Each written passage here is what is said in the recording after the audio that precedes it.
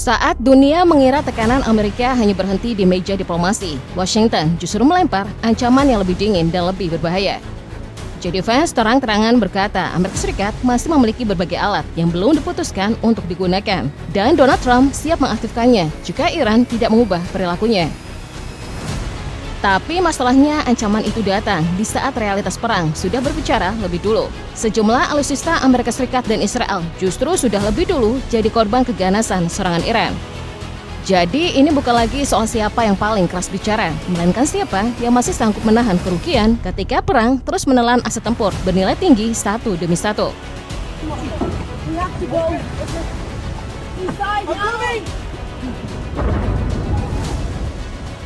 Konflik ini jelas bukan pertempuran yang bergerak tanpa arah. Saat memasuki fase OTP-4, Iran mulai menampilkan pola operasi yang jauh lebih matang. Serangannya tidak lagi terlihat sekedar sebagai respons spontan, melainkan bagian dari upaya untuk mendalikan jalannya perang. Sasaran utamanya pun terlihat tegas, mengganggu dominasi udara Amerika Serikat dan Israel dalam operasi besar, seperti Epic Fury dan Roaring Lion. Iran tidak buru-buru mencari bentrokan terbuka.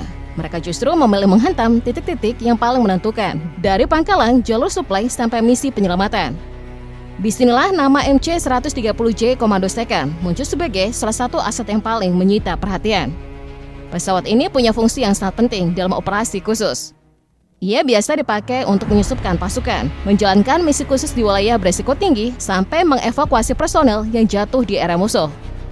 Dalam konflik ini, MC-130J dilaporkan dikerahkan untuk mencari dan mengangkat pilot F-15E Strike Eagle yang disebut jatuh di wilayah Iran. Tetapi misi itu justru berubah menjadi situasi yang sangat berbahaya. Laporan dari selatan Isfahan menyebut pesawat-pesawat yang terlibat dalam operasi tersebut malah masuk ke dalam jangkauan serangan balasan. Artinya operasi penyelamatan yang seharusnya menjadi jalan keluar justru berubah menjadi jebakan berisiko tinggi. Bagi MC-130J yang nilainya mencapai ratusan juta dolar setiap penerbangan ke wilayah udara seperti ini berarti masuk ke zona ancaman yang sangat serius. Situasinya semakin menarik karena muncul dugaan bahwa Iran tidak bergerak sendirian. Isu soal dukungan intelijen Rusia makin sering dibicarakan, terutama setelah sejumlah serangan terlihat sangat akurat dalam membidik aset bernilai tinggi. Kalau memang ada aliran data penargetan secara langsung, maka masuk akal jika operasi sensitif seperti penyelamatan pilot bisa cepat terbaca.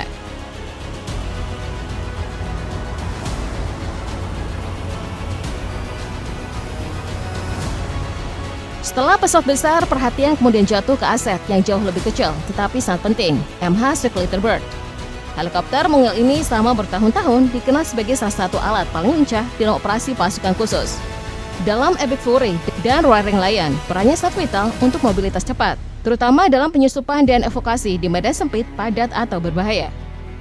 Karena bentuknya yang ringkas, MH6 bahkan bisa dibawa dengan pesawat angkut, lalu disiapkan terbang hanya dalam waktu singkat. Namun justru dalam konflik ini, keunggulan itu tidak cukup menyelamatkannya. Di wilayah Iran, puing-puing MH6 ditemukan berdekatan dengan aset penyelamat lain yang juga hancur di darat. Sejumlah unit disebut gagal keluar dari zona operasi setelah misi evakuasi pilot dilakukan. Sedikitnya 4 unit MH6 Little Bird dilaporkan ikut dimusnahkan dalam satu rangkaian kejadian. Penghancuran itu disebut dilakukan secara sengaja agar teknologi dan perangkat sensitif di dalamnya tidak sampai jatuh ke tangan lawan. Di titik inilah perang mulai menunjukkan wajah yang lebih keras, bukan hanya soal menyerang, tetapi juga soal mencegah. Setiap potongan teknologi bernilai tinggi berubah menjadi keuntungan bagi musuh.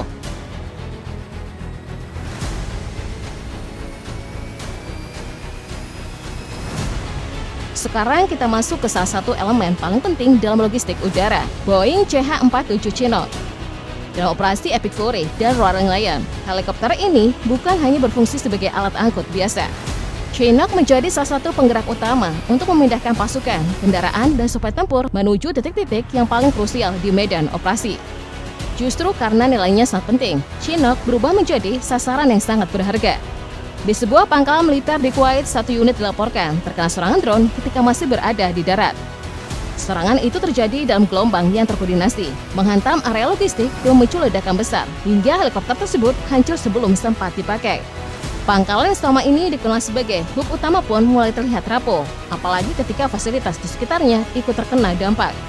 Yang membuat situasinya semakin menarik, beberapa analisis, termasuk yang dibahas Alex Blair, menyebut unit ini saat mungkin berkaitan dengan 160th Special Operation Aviation Regiment. Ini adalah pasukan elit yang mengoperasikan varian khusus seperti MH-47 Chinook untuk misi beresiko tinggi. Kalau itu benar, maka wilayah ini jelas bukan sekedar jalur distribusi biasa, tetapi bagian dari operasi khusus yang jauh lebih sensitif.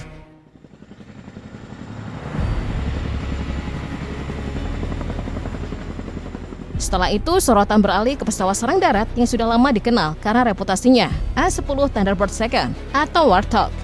Dalam operasi Epic Fury, pesawat ini memegang peran penting sebagai penghancur target darat, mulai dari kendaraan militer sampai titik pertahanan lawan. Kekuatan utamanya terletak pada daya tahan tinggi dan kemampuannya terbang rendah, dua hal yang membuatnya sangat efektif dalam mendukung pasukan di garis depan. Tetapi dalam konflik kali ini, bahkan Warthog pun tidak lagi terlihat aman. Dalam kurun waktu kurang dari sehari, satu unit A-10 dilaporkan jatuh di sekitar wilayah Selat Hormuz, jalur strategis yang selama ini menjadi pusat lalu lintas energi dunia. Insiden itu terjadi saat misi udara sedang berjalan sangat intens, termasuk dalam rangkaian pencarian dan penyelamatan pilot F-15A Strike Eagle yang sebelumnya dilaporkan ditembak jatuh. Langit saat itu dipenuhi tekanan dan resiko tinggi. Laporan awal menyebut pesawat itu kemungkinan terkena serangan sistem pertahanan udara jarak dekat, diduga dari jenis Manpads. Artinya, ancaman di medan ini bukan hanya berasal dari sistem besar, tetapi juga dari unit kecil di darat yang bisa menyerang secara tiba-tiba. Walaupun pilotnya dilaporkan selamat, hilangnya satu A-10 tetap menjadi pukulan yang tidak kecil. Sekarang kita masuk ke salah satu ikon kekuatan udara modern, F-35 Lightning II. Dalam operasi Epic Fury dan Roaring Lion, pesawat ini ditempatkan sebagai ujung tombak serangan. Keunggulan utamanya ada pada teknologi siluman yang dirancang untuk menembus pertahanan lawan dan menghantam target strategis dengan kemungkinan deteksi seminimal mungkin.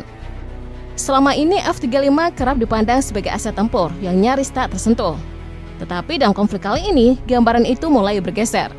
Sejumlah laporan menyebut ada momen ketika F-35 mengalami situasi darurat di udara, bahkan sampai memancarkan kode darurat internasional. Di saat yang sama, Iran mengklaim berhasil mendeteksi dan membidik pesawat itu dengan metode yang tidak bergantung pada sistem konvensional. Di titik inilah spekulasinya menjadi menarik. Bukan radar tradisional yang disebut berperan, melainkan sensor inframerah yang mampu menangkap jejak panas. Pendekatan seperti ini dinilai dapat mengurangi keunggulan stealth yang selama ini menjadi kekuatan utama F-35. Jadi walaupun sulit ditangkap radar, bukan berarti pesawat itu sepenuhnya tak terlihat. Perhatian mengarah ke F-16 Fighting Falcon, salah satu pesawat tempur yang paling luas digunakan. Dalam operasi Epic Fury dan Roaring Lion, F-16 menjadi tulang punggung kekuatan udara, cepat, fleksibel, dan sanggup menjalankan banyak jenis misi, mulai dari serangan sampai pengawalan. Karena jumlahnya besar, pesawat ini sangat penting untuk menjaga tempo operasi tetap tinggi. Namun di tengah konflik ini, tekanan mulai terasa, bahkan pada platform yang sudah lama teruji. Laporan menyebut satu F-16 sempat mengirim kode darurat 7700 saat berada di kawasan perbatasan Irak Arab Saudi, tanda bahwa ada situasi serius di udara. Pada waktu yang nyaris bersamaan, muncul pula klaim bahwa satu unit F-16 terkena serangan di wilayah selatan Iran. Panasnya konflik udara ternyata tidak berhenti di Timur Tengah.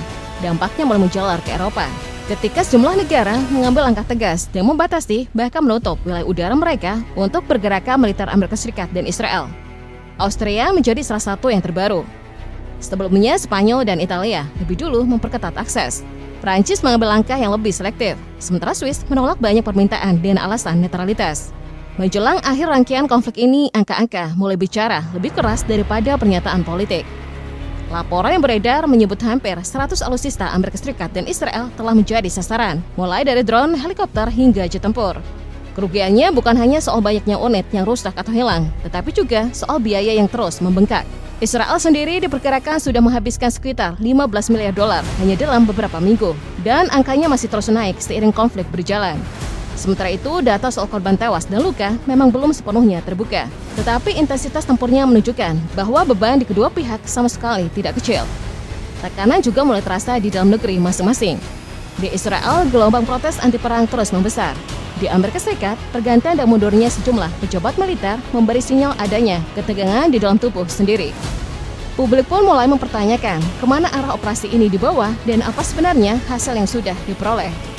Salah satu peristiwa yang sempat dipandang sebagai keberhasilan adalah operasi penyelamatan pilot F-15A Strike Eagle.